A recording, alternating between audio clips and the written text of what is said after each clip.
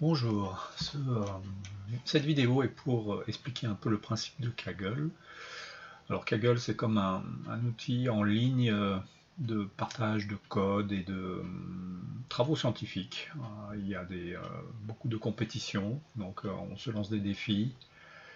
Ça rassemble aussi beaucoup de jeux de données.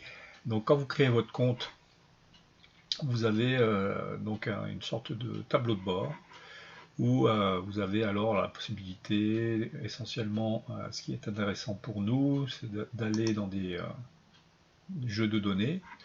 Donc les jeux de données, c'est essentiellement des jeux de données qui sont partagés entre utilisateurs, et vous pouvez avoir aussi vos jeux de données à vous.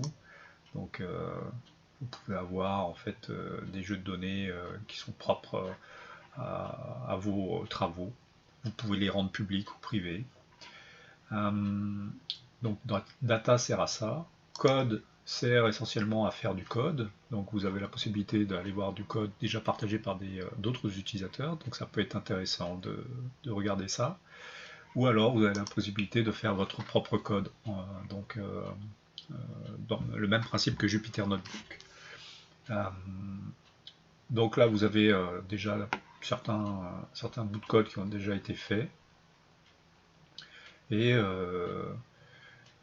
si vous voulez en faire d'autres, vous avez la possibilité de créer un nouveau notebook et de créer votre propre code.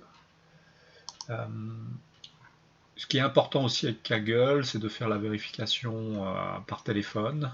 Donc ça permet de débloquer certaines opérations, comme le téléchargement de jeux de données sur Internet, enfin la communication avec Internet, et permettre d'activer des fois l'accélérateur. Donc je vous conseille de le faire. Donc pour faire un nouveau notebook, vous allez dans Code, New Notebook, puis vous allez voir que l'interface ressemble beaucoup à Jupyter Notebook.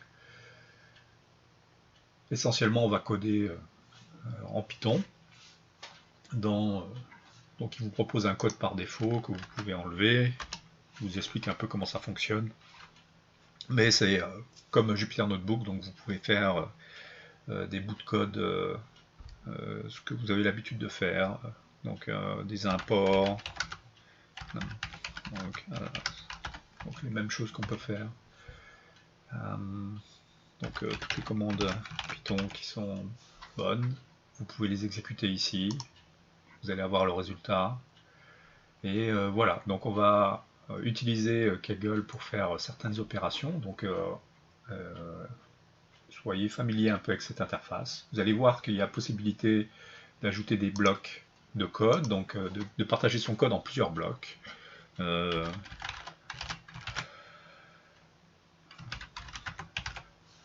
Donc ça vous permet de bien partager votre code, et vous avez la possibilité d'ajouter alors du texte pour expliquer des fois des bouts de code.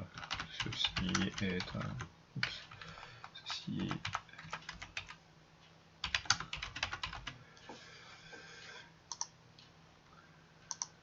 Donc ça vous permet de mettre des petits messages et de faire une sorte de tutoriel.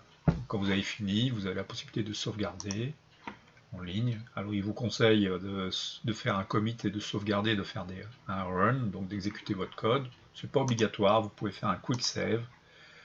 Ça vous permet d'avoir alors la sauvegarde de votre code actuel.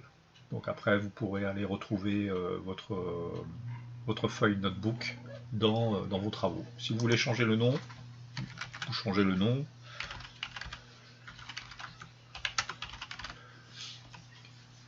Et ça vous permettra alors de retrouver ce travail dans la liste des codes de vos travaux. Donc il est là. Voilà, donc on va utiliser cette plateforme un petit peu pour voir qu'est-ce qu'on peut faire avec. Merci.